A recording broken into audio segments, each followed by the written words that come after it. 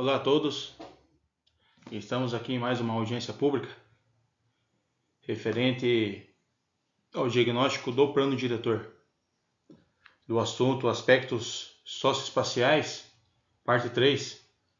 Nesta audiência estaremos fazendo uma apresentação da área rural do município.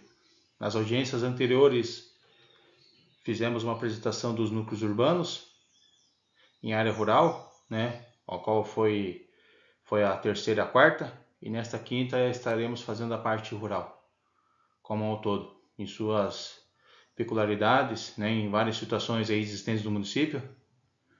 Então é importante a gente estar fazendo essa abordagem. Lembrando, antes de tudo, o pessoal que está assistindo nós aí, tá? Dê uma curtida na nossa página, faz compartilhe esses vídeos, faça com que chegue em várias pessoas, porque esse assunto é muito importante para a gente estar fazendo o relato desse plano diretor de uma maneira participativa.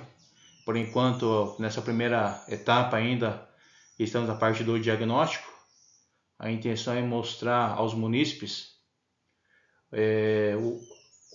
como que é a estruturação do nosso município nas partes ambientais, socioeconômicas, partes edafoclimáticas, questão de desenvolvimento econômico, enfim. Por isso que nós estamos fazendo várias audiências públicas, audiências de curta duração, vídeos aí de apresentações aí no máximo de 1h30, tá? Porque a ideia a gente não quer fazer, a gente quer deixar um material para que todos possam consultar em qualquer momento. E quem tiver dúvidas, questionamentos, apontamentos, deixe nos comentários aí, tá? Esse vídeo ele vai estar nas redes sociais aí da prefeitura. O material está sendo disponibilizado. Quem quiser ver os mapas, tá? A gente pode passar por WhatsApp, Quem quiser preferir. Vamos deixar aqui um link aqui no Google Drive para compartilhar os mapas dessa apresentação e também as apresentações anteriores, tá bom? A gente quer que o pessoal participe, tá bom? Então vamos lá.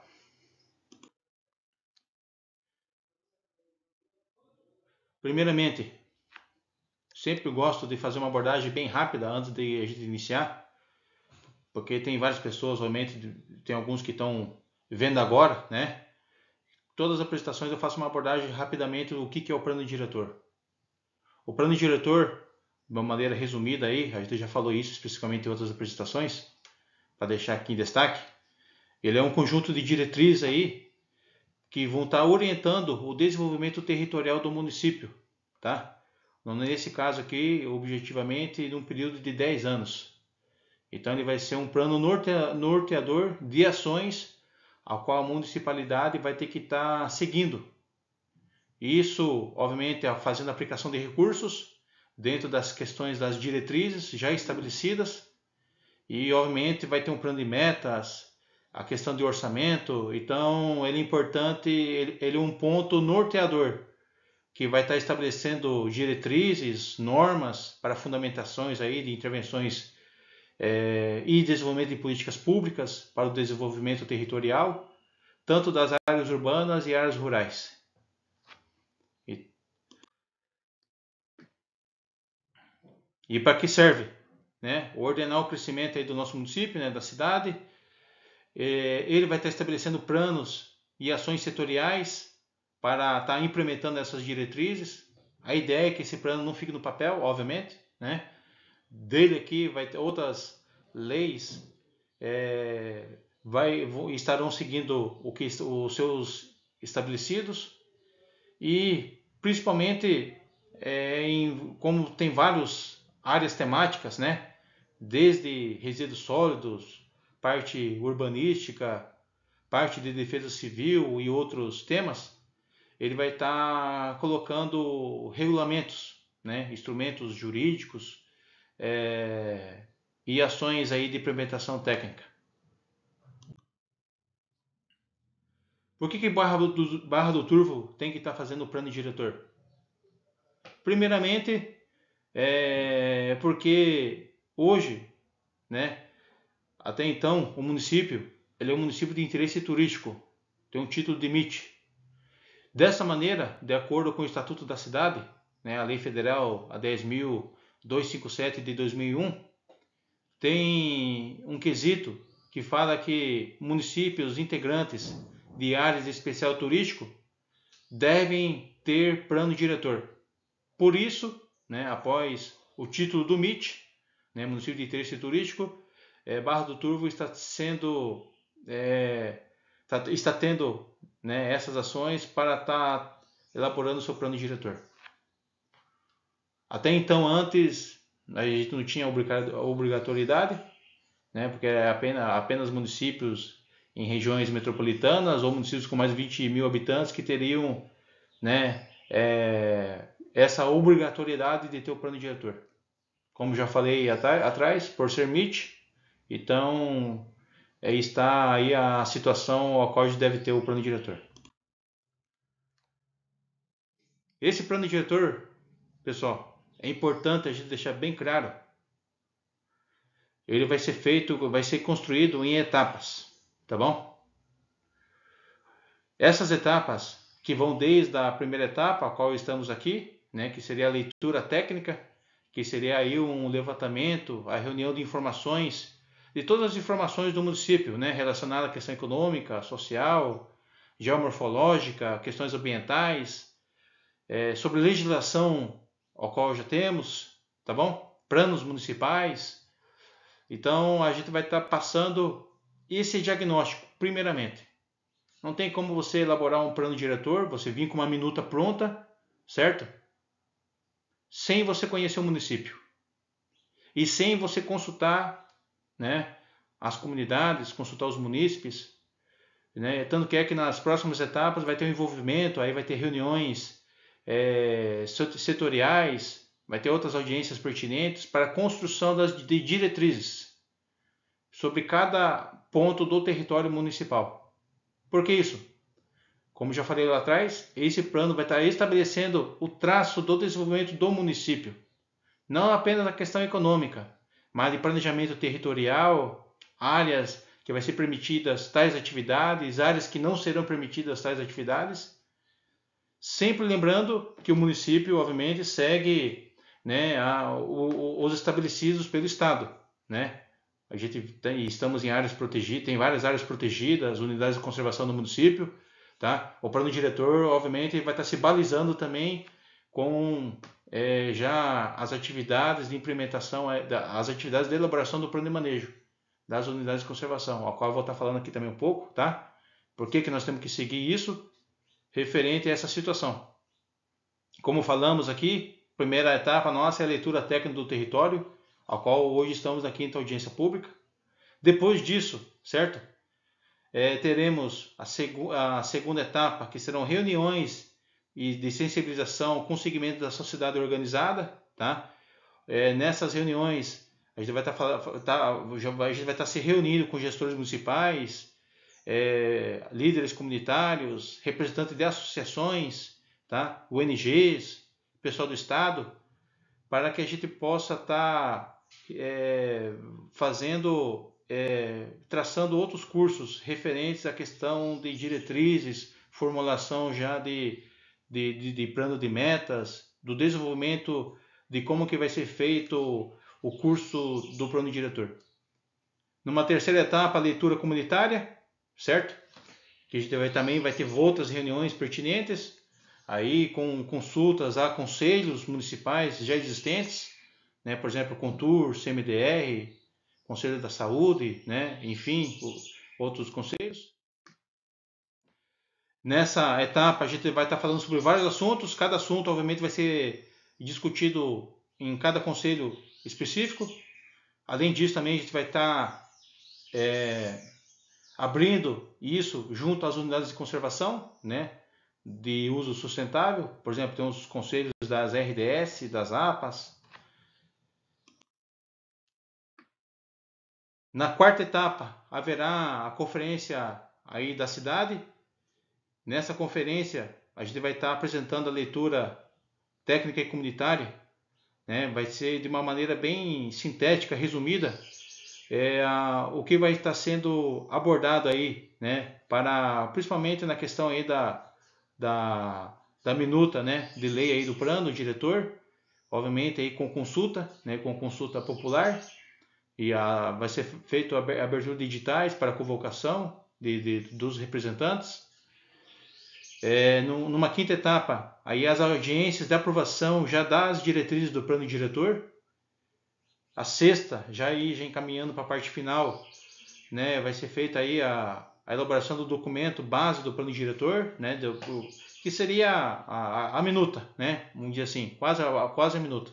Para que na sétima etapa vai ter uma audiência geral de apresentação do que foi feito, abordado e construído todo esse período, e por fim se encaminhado aí para a Casa de Leis, né, a Câmara de Vereadores, para apreciação e análise.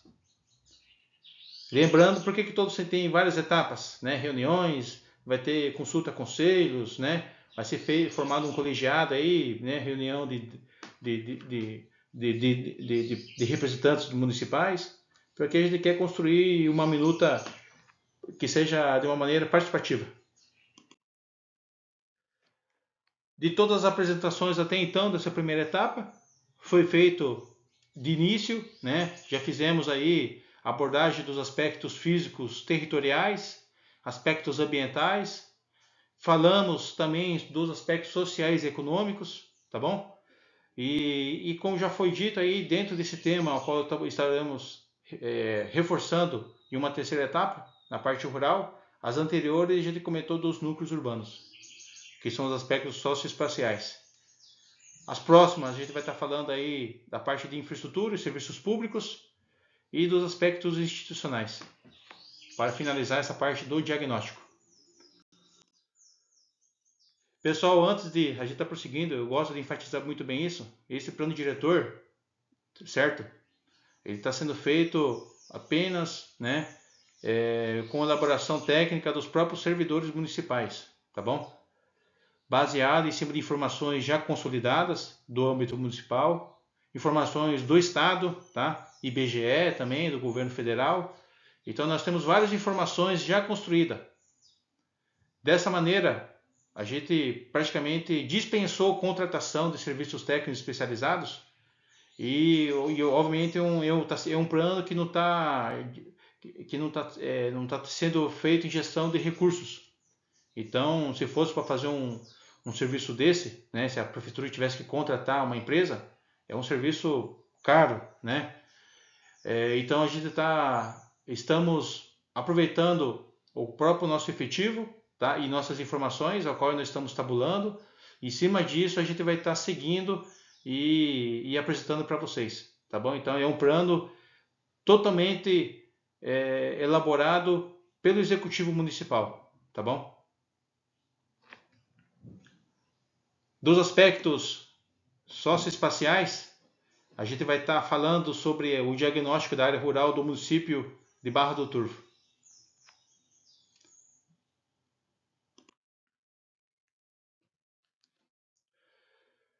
Para fazer análise, tá? Geoespacial, a questão aí da questão socioespacial do território municipal, aqui está um mapa, tá? Depois eu vou deixar um link que vai estar, vocês vão ter acesso ao Google Drive, que vocês vão conseguir abaixar todos esses mapas aí. Na apresentação aqui, obviamente, não dá para ver muito com detalhes, né? Mas a ideia é que eu vou deixar o link, vocês quiserem consultar, ter acesso a esses mapas já elaborados, eu vou deixar aqui. E com isso vocês podem fazer apontamentos, né? Tirar dúvidas.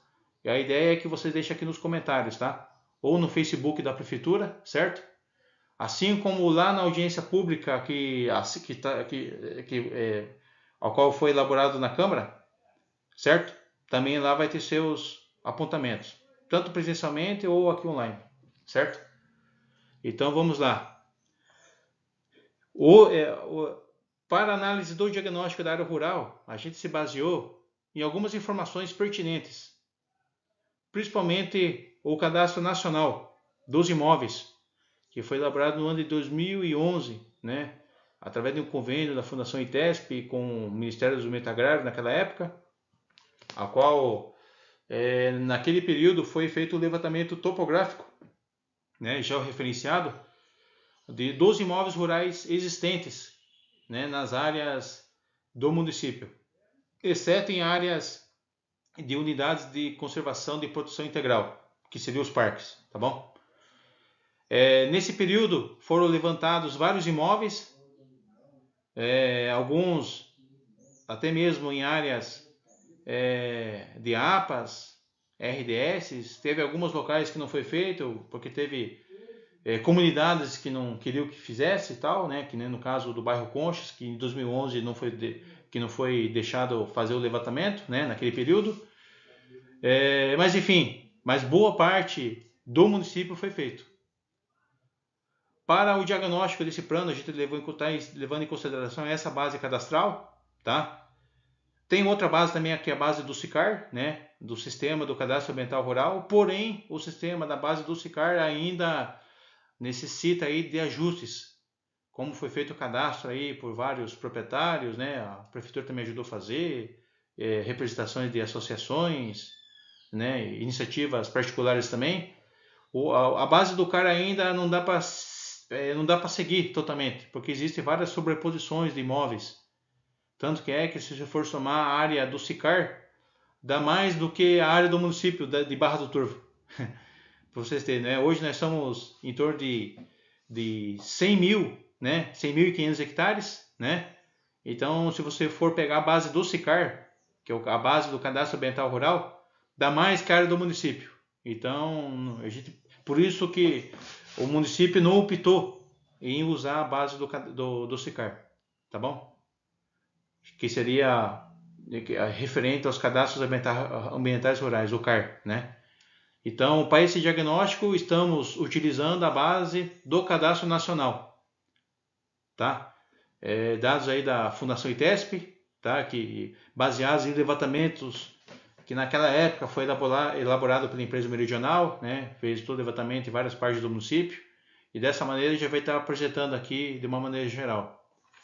Pela base do Cadastro Nacional, a gente verifica, conforme esse mapa aí,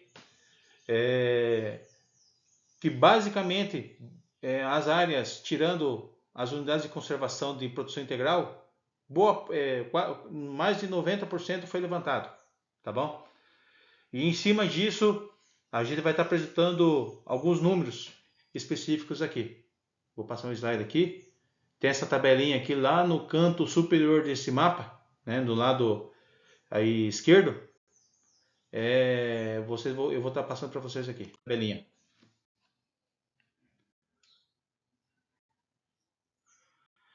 Aqui está a tabelinha.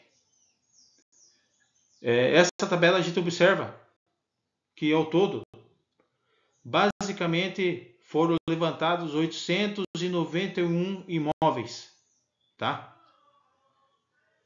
Dessa classificação desses imóveis, de uma maneira geral, temos, a gente fez aí uma subdivisão por módulos fiscais, por exemplo, áreas de acordo com a Lei 8.629, né, alterada aí pela Lei 13.465 de 2017, uma lei federal, existe essa classificação aí por módulo fiscal. Então nós temos minifúndios, que seriam áreas abaixo de 2 hectares, tá bom? Que seriam áreas inferiores à fração mínima de parcelamento de solo. Antigamente era 3 hectares, hoje é 2. Temos as pequenas propriedades, que são áreas entre 2 hectares até 64 hectares, né? Então são áreas de até 4 módulos fiscais. Temos as médias propriedades, né? Áreas superiores a 4 módulos fiscais até 15 módulos fiscais. O que seria isso? Que está entre 64 e 240 hectares. 64 hectares, né? Vai dar mais ou menos 26 alqueires, né? E até áreas aí de quase de 100 alqueires, tá bom? Aí as grandes propriedades, que seriam áreas superiores já aos 15 módulos fiscais, que são acima de 240 hectares. Dentro dessa classificação, baseado aí no módulo fiscal, a gente observou que da quantidade levantada no município, certo? Que é uma base ainda bem consolidada, uma área não teve muitas mudanças. A gente observou que 111 propriedades se enquadram como áreas inferiores até 2 módulos fiscais. Essas áreas estão localizadas aí em algumas aglomerados rurais, tá bom? São chácaras, vamos dizer assim, né? Pequenos lotes, variando aí em média, né, de 1 hectare, né, 10 mil metros quadrados. Isso vai dar em torno de 12% da área levantada. 12%, digo, da quantidade levantada, tá? Não da área, da quantidade levantada. E referente à questão de área levantada, né, daria quase meio por cento, né? Vai dar 0,4%. Temos as pequenas propriedades, que a gente observou que são 691 imóveis, certo? Que vai dar aí um total de 10.569 hectares. Desses 691, a gente observou que a média do tamanho desses imóveis dentro dessa categoria de MF vai dar em torno de 15 hectares. Isso representa, no caso dos 691, referente ao total, vai dar quase 77% da quantidade de imóveis levantados. Em quantidade de área, temos 37% da área levantada, certo?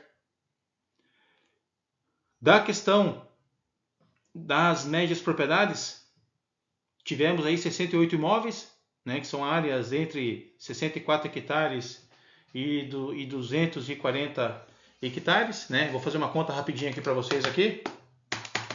64 hectares dividido por 2,42, né? Vai dar 26 alqueires, é mais ou menos o que eu tinha falado, né? Eu tinha feito a conta aqui de cabeça, né? Então eu já acertei aí.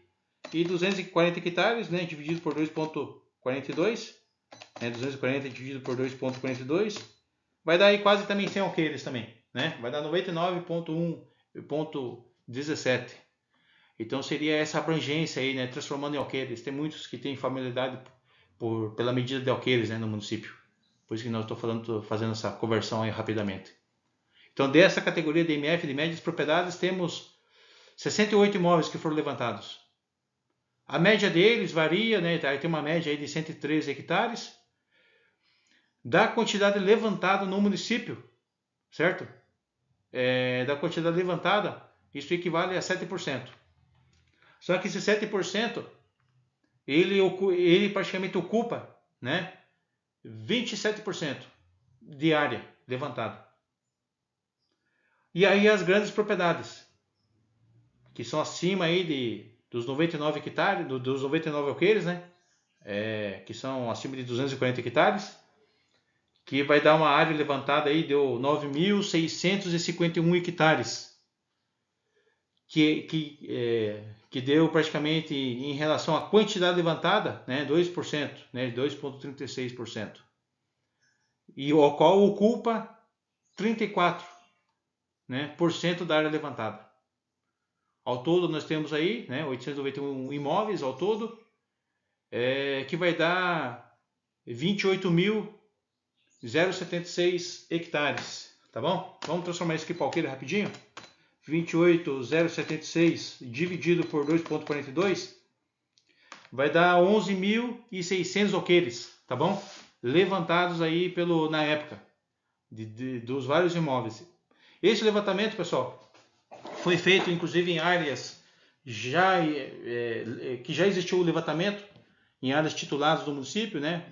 Dentro aí do 43º perímetro de Apiaí, né? Que seria uma denominação do perímetro existente no município, que vão pegar aqui de uma maneira geral, aqui né, Barreiros, Cavalo d'Água, Reginaldo, né? Lá até perto do Ribeirão Grande, Terra Seca, pro lado aqui do Córrego da Onça, né? Ilhas, Córrego da Onça, Indaiatuba, né? Até perto lá do Estreitinho, tá bom? Subindo um pouquinho pela Serra da Pironha, a área do Canudos, certo? Que são áreas que já tinham levantamento para a titulação dessas áreas, feitos lá atrás. Então, nós temos esse levantamento aí, vamos dizer assim, que abordou isso também. Esse levantamento nas áreas dos quilombos ele levantou os territórios quilombolas, no caso, na época, Pedra Preta, Cedro, Ribeirão Grande, Terra Seca e Reginaldo, tá? Foram levantados aí a greba ao todo.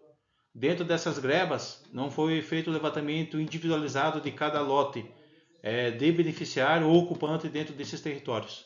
Então foi feito de uma maneira geral. Vou estar apresentando aqui na frente para vocês, tá bom?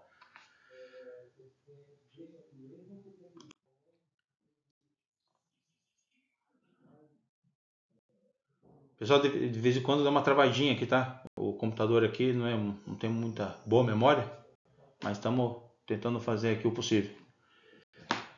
Pessoal, aqui, ó, essa informação, ela é bem, na verdade é quase igual ao slide anterior, certo? Uma única alteração que tem aqui é referente às pequenas propriedades. Dentro dessa categoria aqui, eu dividi essa informação em duas subclasses, tá?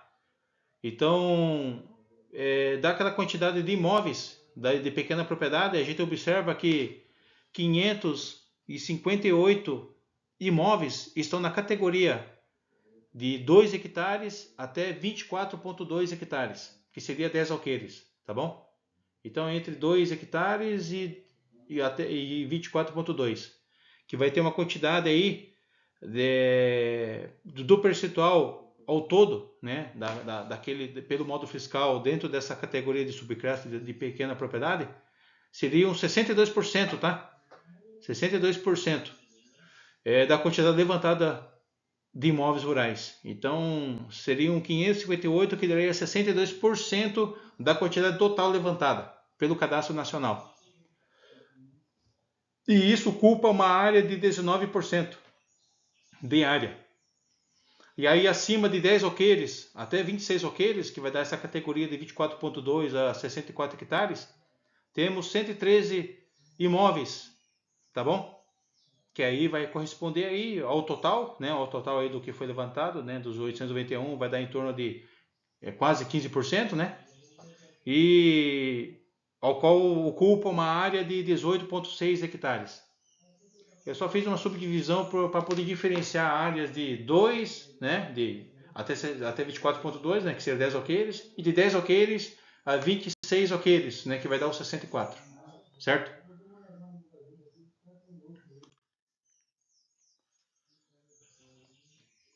Aqui, só para poder ilustrar, certo? Através de um gráfico de pizza. Aí nós temos a porcentagem de área ocupada pelos imóveis por categoria de módulo fiscal. Então você observa aí que as pequenas propriedades, né, 38%, média propriedade 28%, grandes propriedades 34%. E os minifúndios, né, vai dar, na verdade não é 0%, é que aí faltou colocar outras casas decimais após a vírgula, mas vai dar 0,4%, tá bom? Isso, na slide anterior, na questão de área, tá? Na quantidade de levantamentos, aqui só para poder ilustrar o que já foi dito, né? Então você vê que a maior parte das propriedades rurais, a maior quantidade ainda são pequenas propriedades, tá? São 691 imóveis levantados. Agora vem a novidade aqui na frente, que isso é importante. Isso basicamente, a Barra do Turvo praticamente segue o nível nacional, né, na questão fundiária.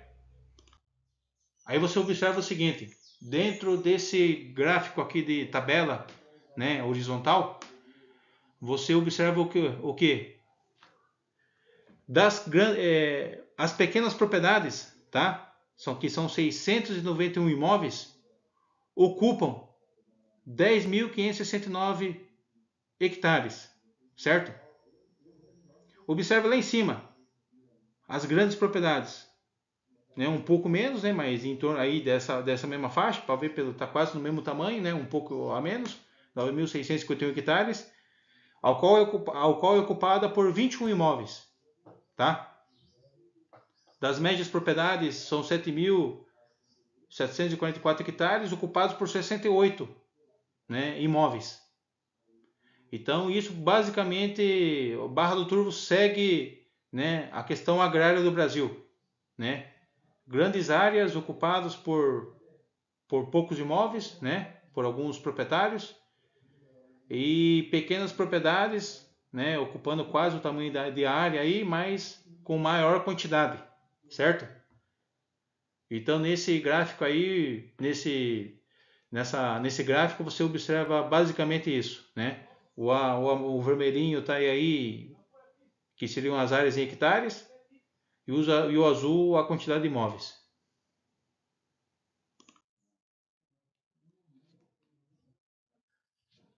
Dentro da área rural, né, o que nós temos aí da questão dos imóveis, aqui nós temos um detalhe das áreas de parte aí do que foi levantado, dentro da APA Planalto do Turvo, certo? Que está aí em cor creme aí, creme para um bege. Nós temos aí basicamente aí na parte, eu vou colocar, deixa eu ver se eu coloco aqui o lápis aqui, a caneta. Vamos ver, não sei se estão vendo minha caneta aqui, ó.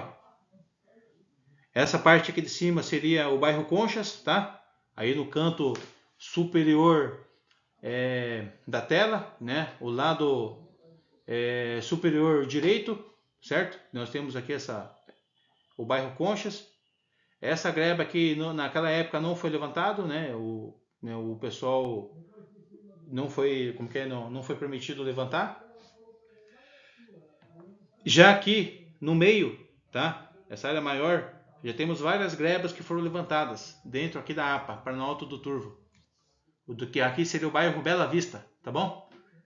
Esses vermelhinhos aqui são o sistema viário, né? São as estradas.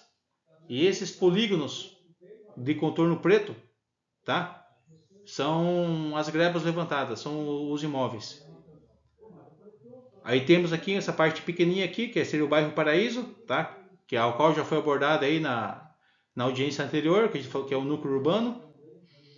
O 270 também, a gente abordou na audiência anterior. E aqui outra parte da greba, que antigamente existia uma vilinha perto do pedágio. Aí na época foi feito a compensação ambiental.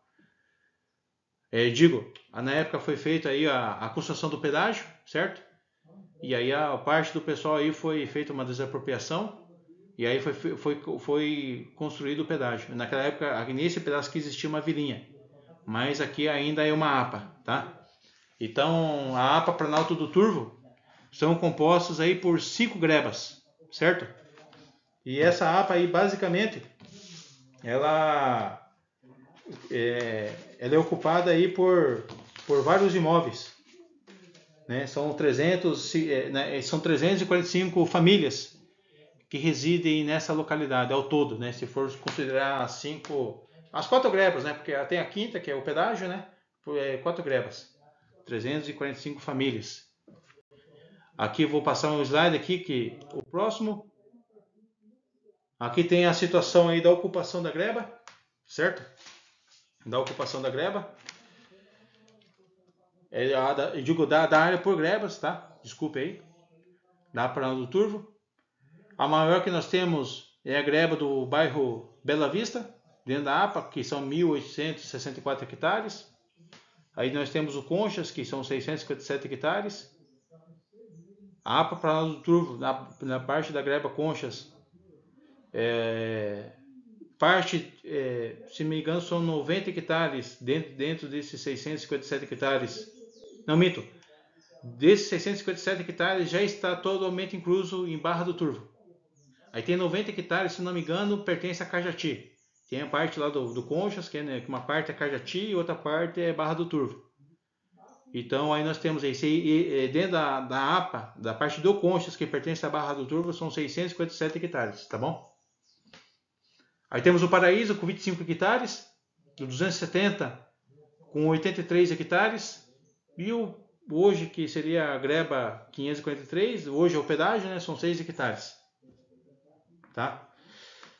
Ao todo, pegando o 270, Paraíso, Conchas, Bela Vista, né, da quantidade de famílias ocupantes dentro dessa área, nós temos aí 374 ocupantes. 374 famílias, tá? Desses 364, tirando o bairro Paraíso, né, e o 270, vai ficar em torno de 280, que estão entre Conchas, Bela Vista e uma parte dos entre Conchas, Bela Vista e uma parte dos 270. Aí parte de núcleo urbano, né, que nem foi lá na audiência anterior, uma parte está no 270, né, como já falei lá na outra audiência, e outra parte no Paraíso. Aqui outra greba, outra APA, tá bom? Outra APA, que seria a APA dos Rio Vermelho e Pardinho. Vou passar a caneta aqui, ó.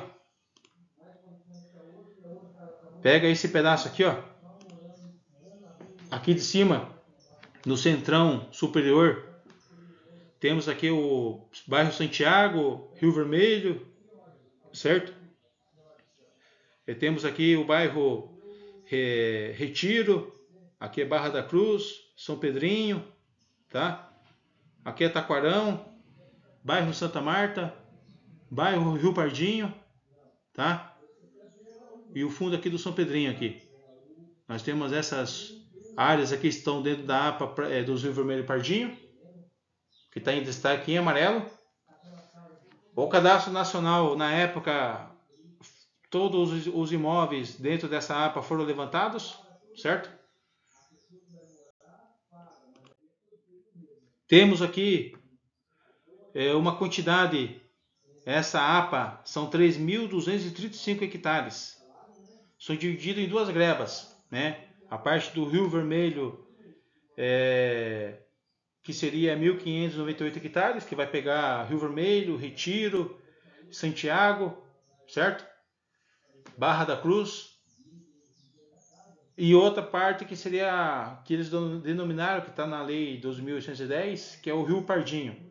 Que aí vai pegar uma parte do São Pedrinho, vai pegar Rio Pardinho, Santa Marta, Taquarão, tá bom? Essa APA, ela tem uma quantidade em torno de 345 ocupantes, tirando o pessoal do Rio Pardinho e Santa Marta, né? Teremos basicamente aí 195 posses, né? 195 pontos de ocupação aí, de nível de imóveis rurais, na maior parte de categorias dentro de pequenas propriedades rurais, tá bom? Dentro dessa greba, dentro dessa APA, digo. Temos também alguns imóveis de médios, tá? Lá na APA Plano do Turvo, a maior quantidade das áreas são pequenas propriedades, tá? Na categoria abaixo de 4 módulos fiscais, conforme eu tinha dito. E nessa aqui também quase é bem parecido. A maior parte ocupada por pequenos agricultores, tá? Familiares, que nessa parte da APA dos Rio Vermelho e Pardinho são oriundos aí, alguns do sul do Brasil, né? Mas temos boa parte que são comunidades tradicionais, moradores tradicionais.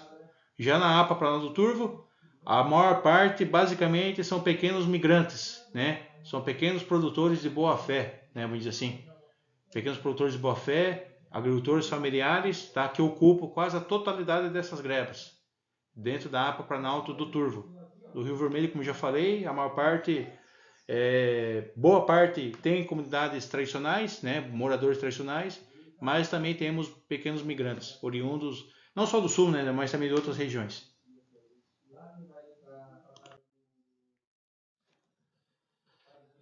A outra APA, aqui acredito que na Barra quase poucos sabem, né? Mas quem vive aí dentro desses imóveis, realmente estão cientes disso, mas eu acredito que boa parte da nossa população não saiba. Por isso que é importante a gente estar passando esse diagnóstico do plano diretor, por conta disso. Bem coladinho aqui na nossa cidade, do Rio Fria para lá, até divisa com Iporanga, certo? Fazendo a divisa com o Parque Estadual Caverna do Diabo, nós temos a APA dos Quilombos do Médio Ribeira, tá? nós temos essa APA. Ela tem o nome dos quilombos do Médio Ribeira porque ela não só ela é uma greba que pega, no caso desse desenho aqui, né? Desse desenho aqui, ó, a divisa seria essa linha preta aqui, para cá Barra do Turvo, para cá Moceiro de Poranga. Essa greba é uma de outras que estão dentro dessa APA dos quilombos. Então vai pegar, pegando o Rio Ribeira abaixo, Moceiro de Poranga, município de Eldorado, certo? Que são outras grebas que perfazem essa APA. Então aqui na Barra, bem coladinho na cidade, nós temos essa APA aí. A APA dos quilombos do Médio Ribeira. Que vai pegar aí os bairros Angelim, né? A Mármore lá em cima, certo? Ilha do Cedro, tá?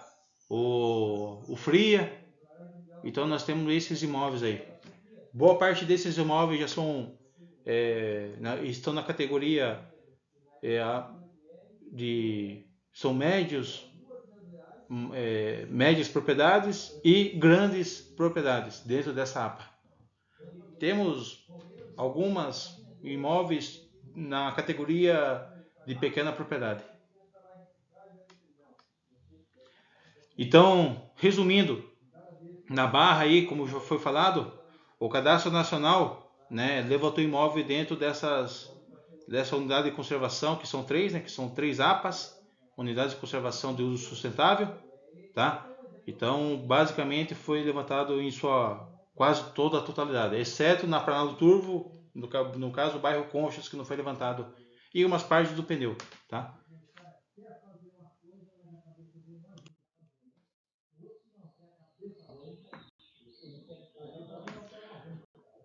Essa APA, como já foi falar, ainda não disse ainda, mas já mencionei essa APA, elas são 1.783 hectares dentro de Barra do Turvo.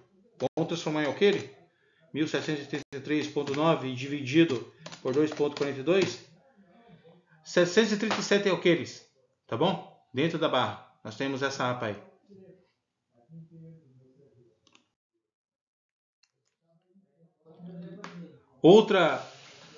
Outras unidades, outras áreas. Aqui o pessoal não estou enfocando nas unidades de conservação, tá? Não é o tema, já falei isso na primeira audiência.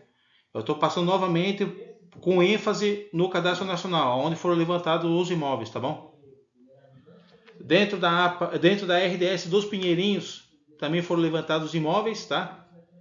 Aqui nós temos o bairro Pinheirinho dos Francos, tá? E aqui o Pinheirinho das Dúvidas. E essa tripinha aqui é a Areia Branca, tá? Aqui embaixo é a Vila da Areia Branca, na parte paulista, certo? Então, dentro dessa grava também foram levantados imóveis pelo Cadastro Nacional. A RDS também é uma reserva de desenvolvimento sustentável, como já falei na primeira audiência pública, administrada pela Fundação Florestal, assim como também as APAs, tá bom? E vou passar aqui a quantidade de área que foi levantado, a quantidade diária que tem dentro dessa RDS são 1.531 hectares, tá? 1.531 hectares. Vai dar 632 alqueires. Essa RDS é ocupada principalmente por moradores tradicionais que ocupam em quase sua totalidade, exceto alguns imóveis, né, são pequenas propriedades, abaixo de 4 módulos fiscais. Certo? Então, dentro dessa quantidade de área, nós temos aí maior parte pequenas propriedades rurais e duas aí que está na categoria de médias propriedades rurais. Tá bom?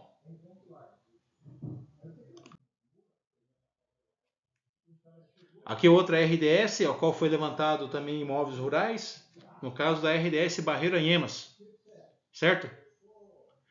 Essa RDS também mesma situação, boa parte dos imóveis na categoria de pequenas propriedades, né, abaixo aí de 4 módulos fiscais, abaixo de 64 hectares.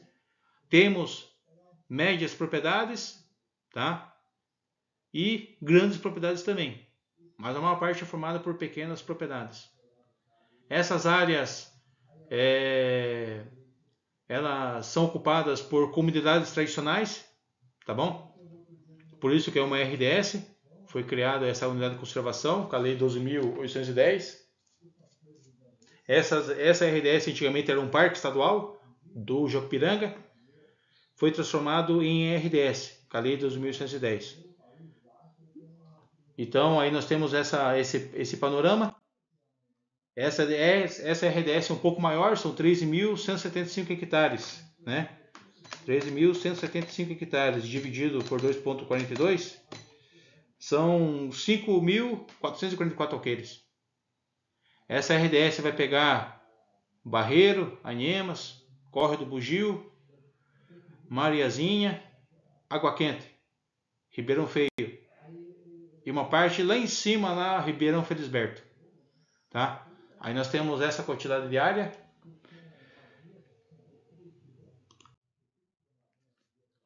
Essa tabela aqui, pessoal, ela detalha a ocupação do território municipal, certo? Nós temos aí um detalhe da ocupação do território municipal pertinente aí a questão aí das áreas, não só de categorias de módulos fiscais, né? Minifúndio, pequena propriedade, média propriedade e grande propriedade, mas também temos os territórios quilombolas e os parques estaduais. Então, no Cadastro Nacional foi levantado as categorias, como já falei, do módulos fiscais, os imóveis e também territórios quilombolas. Dos territórios quilombolas, nós temos aqui que são Pedra Preta, 3.581 hectares, Quilombo Cedro, 1.061 hectares, Ribeirão Grande Terra Seca, 3.402 hectares e Quilombo Reginaldo, 1.221 hectares, certo? E aí temos os parques estaduais, para poder dar a totalidade da área municipal de 100 mil, na verdade a totalidade municipal é 100.500 hectares, o aumento da quantidade levantada, somando todas, deu 100.083. Por que isso? Porque teve algumas áreas que não foram levantadas, como já falei, certo? Bairro Conchas, Bela Vista, tem alguns vazios também espalhados em outras partes do território municipal, por isso que não fechou a conta, por qual teve algumas áreas que não foram levantadas, certo?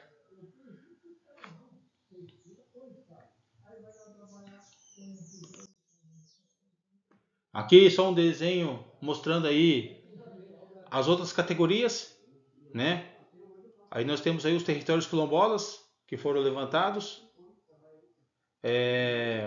Essa parte aqui central, aqui basicamente temos aqui Pedra Preta, Quilombo Cedro, Ribeirão Grande e Terra Seca. A parte aqui mais para baixo, esse outro azulzinho isolado aqui, é o Reginaldo. Esses territórios vão corresponder aí a 9.267 hectares de área levantada.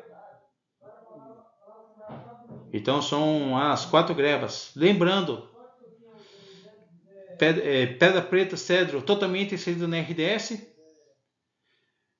Quilombo, Ribeirão Grande e Terra Seca, parcialmente na RDS. Nós temos uma parte que está fora, que eu vou mostrar aí nas outras plantas, nos outros mapas à frente e apresentações.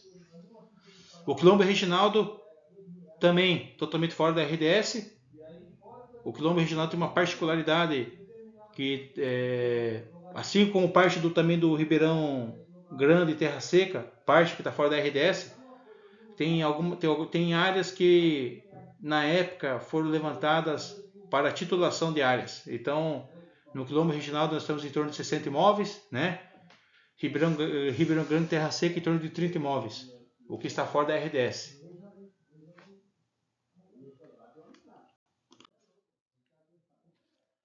Aqui temos os parques estaduais. Esse verde aqui é o Parque Estadual do Rio Turvo, tá? E o Parque Estadual Caverna do Diabo, certo? Aqui nós temos aí essas 2 unidades de conservação. Pessoal, é importante enfatizar que nós temos uma situação aí que dentro aí, né, o levantamento que foi feito pelo Cadastro Nacional não obedeceu certinho a linha do parque. Tem alguns pontos que entrou, entendeu? Foi levantado algumas grevas, tal. No geral, obedeceu-se de uma maneira bem robusta, né? o levantamento do Cadastro Nacional. Em outras partes, não. Mas, assim, é diferença referente à quantidade territorial, né, que são 100.580 hectares, é bem, né, vamos dizer assim, está dentro do percentual aí, existe um erro, né, não tão agravante assim. Então, mesmo assim, nós tomamos como base o Cadastro Nacional, isso ainda está sendo acertado, está sendo ajustado, tá bom? Esse slide aqui está apresentando os parques estaduais, que lá na frente a gente vai discorrer de alguns gráficos, que aí vocês vão ver esses números finais, o que vai acontecer, tá bom? Vou deixar para falar isso no final aqui. Passando aqui para o próximo slide.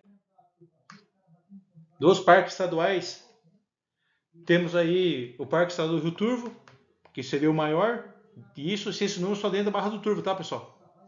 O Parque Estadual do Rio Turvo não pega só Barra, pega parte de Cajati, pega uma parte de Jacupiranga. Esses 51.653 hectares são dentro apenas de Barra do Turvo, que vai pegar desde lá da BR lá em cima, Serra do Cadeado, Serra da Virgem Maria, Faxinal, Rio Fortuna, Rio Serra Negra, Serra da Virgem Maria, parte lá dos Pinheirinhos, parte da Bironha, certo?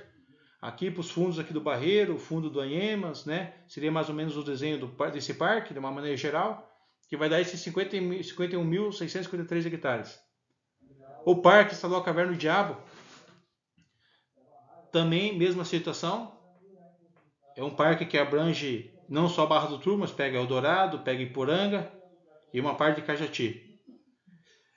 Esse número, 11.086 hectares, é apenas dentro de Barra do Turvo, tá? Que vai ser aquela região, pegando lá do Barreiro, pro lado do Rio Forquilha, certo? Do Rio Forquilha, pegando lá Ribeirão do Meio, Serra do Pernilongo, o fundo lá do primeiro Ribeirão, Larguinho, Descampado, né? Mármore, e desce aqui perto da cidade, perto aqui do Fria, tá? Seria mais o Rio Claro, o Angelim, seria mais ou menos essa localidade, tá? Onde está o parque. Conforme já foi mostrado no slide anterior, o desenho.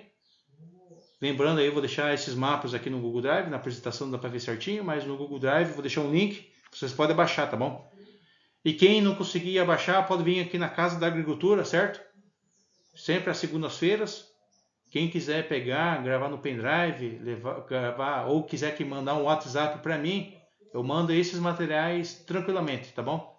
Esses materiais são disponíveis para consulta pública, tá? E quem não quiser ver, não quero só dar uma olhada aqui e fazer uma consulta, abra o computador aqui nosso, tá? Junto aí com nossos técnicos, para mostrar para vocês aí o material. Passando para frente. Esse gráfico aqui, pessoal, é muito importante, para vocês terem uma ideia do que eu quero chegar lá na frente. Área total por classes de módulo fiscal, como já foi falado, né, nas categorias dos imóveis, minifúndio, pequena propriedade, média propriedade e grande propriedade. E também os 2 parques estaduais e os territórios quilombolas. Vocês observam, né, que nós temos aí, no caso, a maior quantidade da área ocupada do território municipal é ocupada pelo Parque Estadual do Rio Turvo, tá? Que são 51.653 hectares. Temos o Parque Estadual Caverna do Diabo, também com uma quantidade de área significante, né, que seria aí numa segunda posição, né, 11.086 hectares.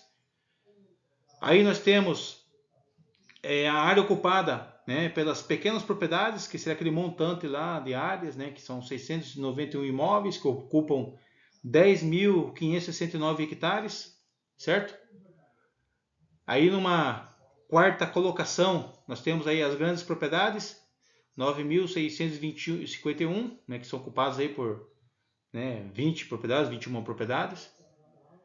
Aí logo em sequência temos as médias propriedades, né, 7.744 hectares. E aí os territórios quilombolas, né, que aí já na sequência Ribeirão Grande e Terra Seca, 3.402 hectares, certo? Temos o quilombo antes tem um quilombo Pedra Preta, 5.000 3.581 hectares, 3.581 hectares, depois vem Ribeirão Grande, como já falei, 3.402 hectares, aí vem o Reginaldo, né, 1.221 hectares, e o Quilombo Cedro, 1.061 hectares. Mas a maior parte se observa que o Parque Estadual Rio Turvo ocupa essa quantidade de área. Lá na frente eu vou colocar os percentuais, tá? Não vou adiantar aqui, vou deixar lá para frente. Pessoal, lembrando, esse plano diretor aqui, tá? Essa audiência pública dessa leitura técnica do território para o plano diretor, aqui de uma maneira geral, tá? Nós temos esses números de uma maneira mais compilada, mais específica, por greba de áreas. Lá na frente a gente vai estar apresentando também, tá bom? Mas é que senão vai ficar... Esse aqui seria um resumo da parte específica da ocupação municipal por categorias de áreas, tá? Isso referente ao total do município. Lá na frente, certo? Cada área dessa, cada greba dessa vai ter uma redação, tá? Existe uma escrita, existe um levantamento específico que a gente vai estar apresentando em outras oportunidades. Esse slide aqui, referente à questão dos imóveis, o percentual de áreas, tá? Em relação ao município, o parque, aí vamos falar em porcentagem. Parque Estadual do Rio Turvo, o maior, como já falei, são 51%. Depois o Parque Caverna do Diabo, 11%, né? E aí, abaixo dos 10%, aí nós temos aí as pequenas propriedades, tá? Temos aí as grandes, as médias, os territórios quilombolas, conforme os percentuais que vocês podem observar, mas a maior parte vocês podem ver que são os parques.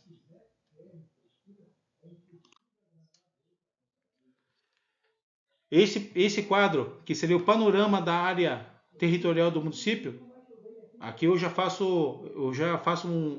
discorro aqui para vocês, né? Aqui mostra a categoria, a área, o percentual do município, o nome da unidade e os bairros que estão inseridos dentro dessas áreas. Na APA Planalto do Turvo, né, a APA Rio Vermelho Pardinho e a APA dos Quilombos do Médio Ribeiro, como já foi falado anteriormente, está dentro da categoria das APAs, tá? Elas correspondem a 7,8% do município. Aí temos as RDS, que é Barreiro Anhemas, Pinheirinhos e Quilombos, correspondem a 10,48%. Os parques correspondem a 62% do município, tá? Temos os territórios dos quilombos, que estão fora das unidades de conservação, tá? Estão fora do MOJAC, são em torno de 2,82 hectares. E aí nós temos a área rural de uso comum, que está fora de tudo, que está fora, por exemplo, de quilombos, está fora dos parques, das APA RDS, que vai dar 11%, tá? 11% de área. Seria a área de desenvolvimento agropecuário que está fora de unidades de conservação de territórios quilombolas, tá bom? Obviamente, para o desenvolvimento agropecuário municipal não está restrito apenas a essa área. Nós temos a área dos quilombos e temos uma área nas APAs e RDS, exceto os parques, tá? Que seria aqueles 62% lá. Eu vou mostrar um gráfico lá na frente e esses números aqui. Nós temos uma importante informação, áreas de maciços florestais, tá? Áreas de fragmentos florestais grandes, maciços, áreas de contínuos florestais, que estão fora do parque, fora da APA, fora da RDS, nós temos quase 5%, tá bom? Que aí vai pegar áreas aí do Córrego do Barro, Larguinho, do Córrego Grande, Ribeirão do Meio, certo? Temos aqui pro lado do Sanharão, Aroeira, pro lado aqui também da Bironha, Córrego Albertina, Guararaipo, enfim, tá? No geral assim, nós temos grandes maciços, que não é parque, não é nada, entendeu? Que estão em áreas em meio a parte fora do MOJAC. Pessoal, esse gráfico aqui é importantíssimo, tá? De uma maneira geral aí, que como já foi falado, ó, 62,4% do município, 62,4% do município são unidades de conservação de produção integral. O que seria isso? são os parques. Os 2 parques estaduais ocupam 62,4% do município. Tá? Esse gráfico aqui horizontal mostra muito bem isso. A área de uso rural situado fora do mosaico são 11% que nós temos. Os quilombos também fora do mosaico são 2,82%. E aí, obviamente, nós temos quilombos também dentro das RDS, que seria a RDS dos quilombos. Dentro desse percentual do 10,48%, nós temos um percentual que tem quilombos, mas dentro de uma unidade de conservação, que é a RDS. Que antigamente era um parque, deixou de ser parque e virou uma RDS, justamente pelas comunidades tradicionais.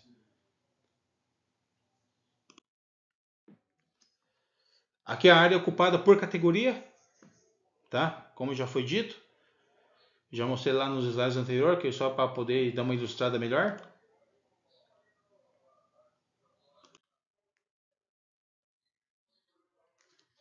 Essa tabela aqui, ela mostra agora uma maneira mais específica, vamos dizer assim, unidades de conservação e áreas fora de unidades de conservação, que seria a área comum, que não tá, que está fora de tudo. São 19,5%, certo? 19,5% do município que está fora de unidades de conservação. Nesse gráfico aqui, que está nessa próxima apresentação, mostra muito bem isso. 62% do município, unidade de conservação de uso, unidade de conservação de proteção integral, que são os parques. De uso sustentável, nós temos as APAs, 19,51%, e temos as RDS, tá? Que são 10,48%. Opa, minto. 19,51% é de área comum. As APAs são 7,61%.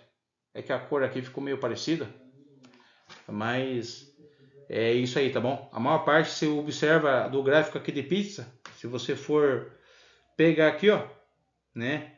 Basicamente é menos de 1/4 do município está fora de unidades de conservação. Mais de 3/4, né, do município são unidades de conservação. O que isso quer dizer, pessoal? Essas áreas não cabe apenas ação do município. São ações em conjunto, de até mesmo gestões aí que seguem paralelo, né, gestões compartilhadas dentro desses territórios. Então não é apenas o município que faz a gestão dentro dessas áreas, mas sim também a Fundação Florestal, tá? A questão fundiária não depende apenas do município, envolve também essas unidades de conservação. Então a questão de regulação fundiária, tá? A questão de uso e ocupação do solo é ordenado pela Fundação Florestal. Então por isso que até muitos falam, mas por que ele pode ou não posso? Opa, você está numa área que você está fora da unidade de conservação. Ele já está dentro. O regulamento para ele é diferente do seu. Então vocês observam, né, a quantidade de áreas APA, RDS, parque, territórios quilombolas, área de uso comum, certo? A quantidade de áreas. Então essa questão ambiental é muito forte. Quando a gente vai falar de desenvolvimento sustentável ou desenvolvimento econômico, nós temos que seguir a legislação do SNUC, né? O Sistema Nacional de Unidades de Conservação, os dispostos da lei estadual que implantou o mosaico do Jacupiranga. Então, por isso que é importante, né, agora aí para os futuros gestores, né, que entrarão aí no próximo mandato, vamos dizer assim, né, é importante observar esses quesitos. Por isso que estamos aqui construindo o plano diretor, para justamente a gente traçar diretrizes. Essas diretrizes não serão apenas apontadas pela municipalidade, ela vai ser integrada já também com diretrizes do Estado, porque concomitantemente está acontecendo o plano de manejo dessas unidades de conservação, né, do mosaico do Jacupiranga. Então logo aí teremos reuniões setoriais, né, promovidas aí pela Comissão de Proteção do Mosaico do Jacupiranga, né, pelo pessoal aí que está, o pessoal da Fundação Florestal. E obviamente a gente vai estar seguindo também esses panoramas e esses apontamentos feitos aí pelas reuniões, oficinas setoriais do plano de manejo.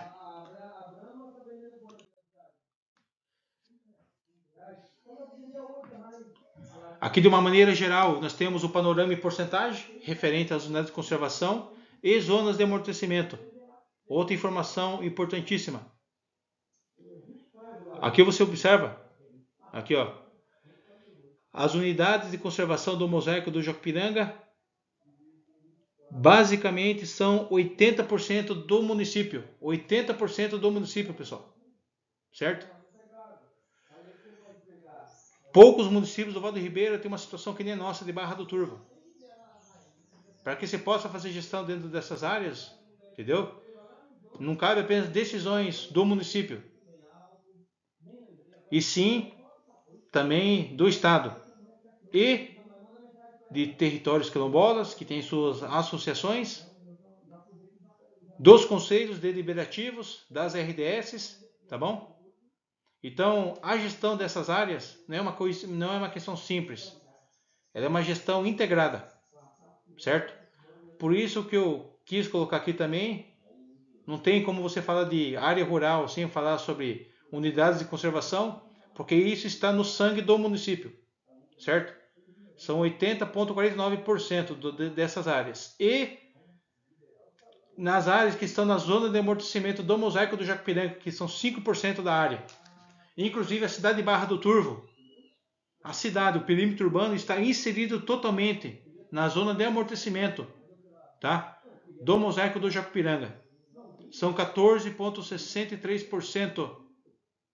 Então, se você for pegar aqui, ó, 80,49 mais 14,63%, são 95% de área, certo? 95% de área, pessoal. Então, por isso que eu falo, porque quando a gente vai falar em desenvolvimento rural sustentável, até o pessoal chega, mas por que não é assim? Depende de diretrizes que a gente tem que seguir, entendeu?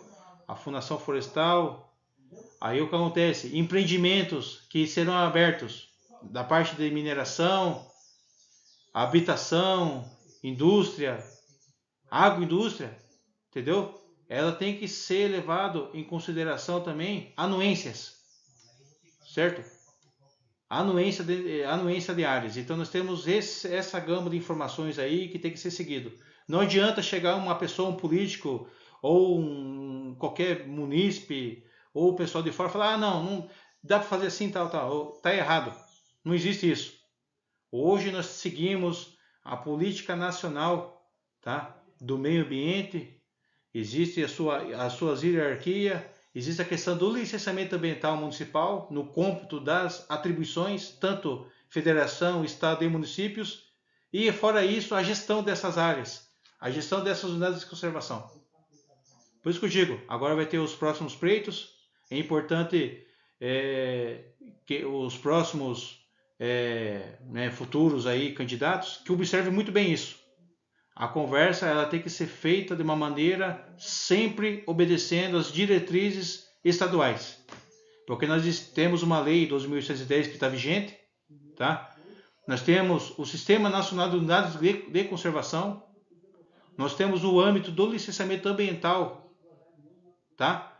Então não adianta a gente querer alguma coisa sem consultar isso. Então é importante, por isso que eu digo, consultar os técnicos, consultar o Estado, consultar a Secretaria de Infraestrutura do Meio Ambiente, né, e Logística, né, a CEMIL, tá? É importante fazer esse alinhamento, porque, e até por conta disso, o plano diretor nosso não vai ser passado apenas do âmbito municipal dos conselhos. A gente vai estar passando, nas próximas etapas, consultando os conselhos deliberativos e consultivos dentro dessas áreas, certo? Para que o nosso plano diretor, o efeito em lei, né, ele seja constitucional. Tá bom, pessoal? É importante a gente fazer essa abordagem, é importante, muitos desconhecem isso, Por isso que o plano diretor, nessa leitura técnica do diagnóstico, ele vem para calhar, tá? Para poder balizar essas informações. E aí, voltando aqui no slide, você observa que a área comum, né, que está fora de tudo, são 2%, tá? Que seriam áreas que estão fora de território quilombola, de parque, de APA, de RDS, de zona de amortecimento, tá? Só que tem outra questão. Se você for pegar a zona de amortecimento do Parque Estadual das Lauráceas, no estado do Paraná, aqui no município de Adrianópolis, aí sim, aí pega todo o município, certo? Mas obviamente a gente obedece aqui a questão do mosaico, né? Obviamente a nível de empreendimentos aí federais, né? Que vai, por exemplo, uma usina dentro aí do Rio Pardo, um exemplo de umas pequenas usinas hidrelétricas, nesse caso aí, ou portos de areia, obviamente eles vão consultar também, né? A gestão desse parque. No entanto, aqui do mosaico, 2% estão fora dessas áreas. 2% das áreas que estão fora das unidades de conservação são territórios quilombolas, né, que vai pegar aquele pedacinho, como eu já falei, de Ribeirão Grande, Terra Seca e Reginaldo. Tá? Então vamos passar para o próximo slide aqui.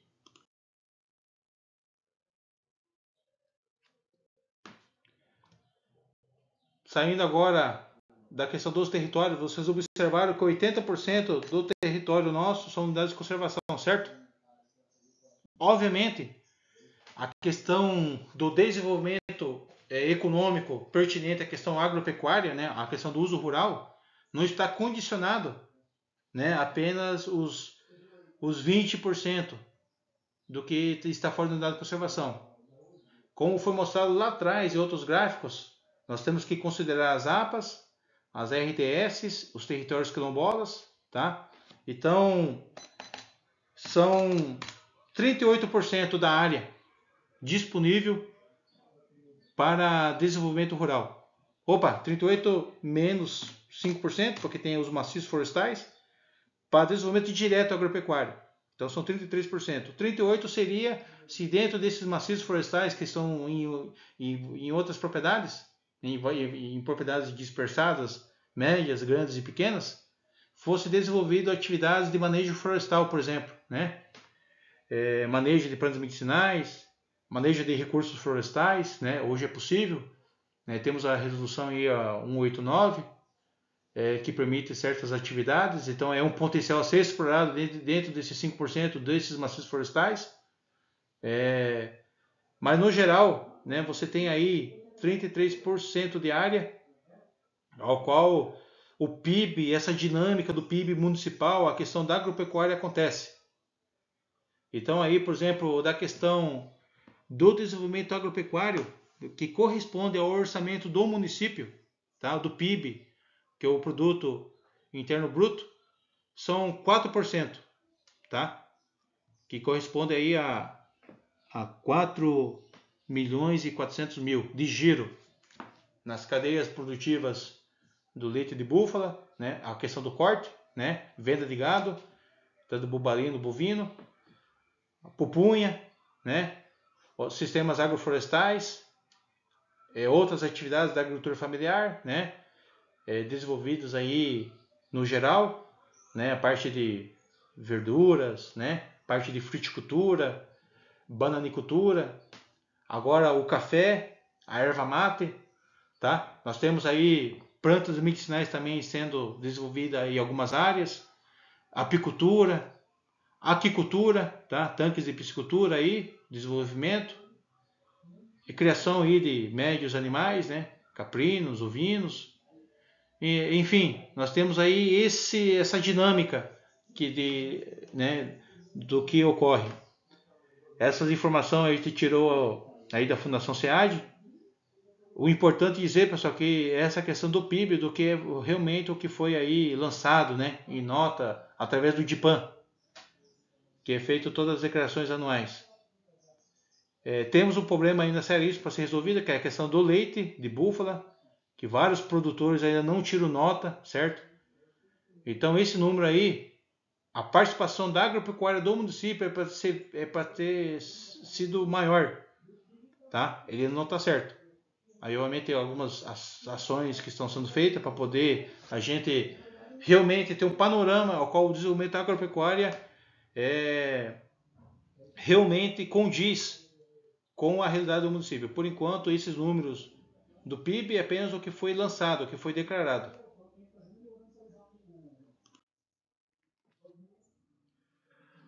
A distribuição do PIB municipal, referente a todas aquelas áreas que eu falei para vocês aí, certo? Os 33%. Dentro desses 33% aí de áreas, né, que eu fiz a continha aqui na unidade de conservação, mesmo maciço florestal, né? Aí você usando as áreas de RDS, A para a área de comum, né? As áreas e territórios quilombolas, áreas de desenvolvimento agropecuário, né? Aí também aí nós temos esses seguintes números. Por enquanto, na produção, o ranking ainda é o leite, tá? Depois vem o palmito, banana, né? Feijão, mel, mandioca, milho, aí outros segmentos, né? Ovos, maracujá e assim por diante. A questão, a Barra do Turvo, a área rural, a Barra do Turvo já é uma bacia leiteira, tá? Já é uma bacia leiteira. Na questão do rebanho, mesma situação, né? Nós temos aí basicamente 51% são bubalinos do nosso rebanho, 33% bovinos. Barra do Turvo é o maior produtor de leite do estado de São Paulo.